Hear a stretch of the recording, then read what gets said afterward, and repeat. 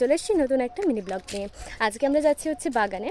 আর এই সময় হচ্ছে গরমকাল, আর গরমকাল মানে হচ্ছে আমের সিজন। তো আমাদের এখানে তো জানো প্রচুর আম গাছ রয়েছে, আর আমাদের বাড়ির সামনে একটা বড় বাগান রয়েছে, সেখানে প্রচুর আম হয়েছে। তো চলো তোমাদেরকে সব আমি দেখাবো।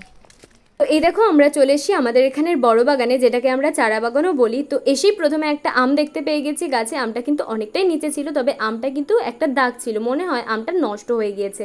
তো বাগানে এসেই সবার প্রথমে আমরা কিন্তু একটা আমও কুড়িয়ে পেয়ে গেছি।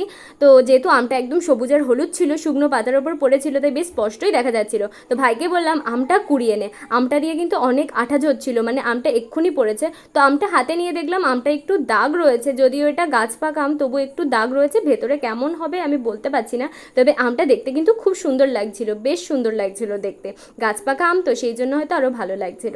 তো গাছে কিন্তু আরও অসংখ্য আম হয়েছিল, দেখো সবুজ সবুজ হয়ে আছে। যেহেতু গাছের পাতার রঙও সবুজ, তাই জন্য খুব একটা ভালো বোঝা যাচ্ছে না, আর যেহেতু বাগানটা একটু অন্ধকার ছিল।